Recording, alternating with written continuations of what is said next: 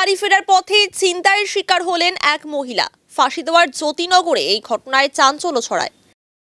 New life fertility centre আধুনিক চিকিৎসা ও বিশেষজ্ঞদের সহায়তায় আপনার স্বপ্ন পূরণ করতে প্রস্তুত।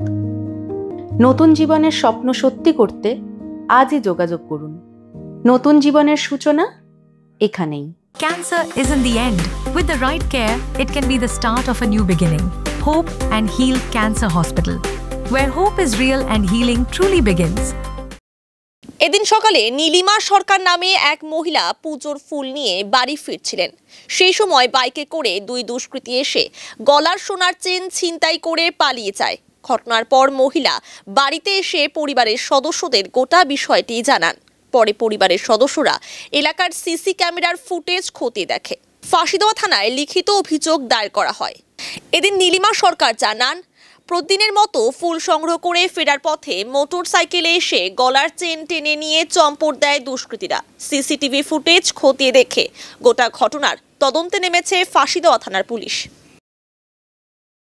আমি সকালে ফুল আনতে গেছিলাম, তো ফুল আনে আসে দেখলাম সারের দোকানে একটা বাইক দাঁড়ানো।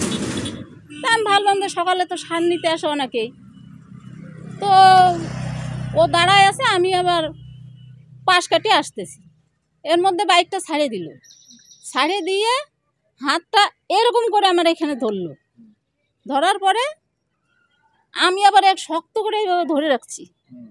তারপরে ওর হাতে মনে হয় এতটা ও টান দিয়ে ছিঁড়ে নিয়ে চলে গেল।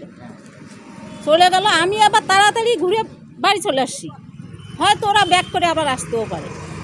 তখন আমি ভাবলাম যে আসে যদি আবার আমাকে ধরে, ওই জন্য আমি তাড়াতাড়ি বাড়ি চলে গেছি।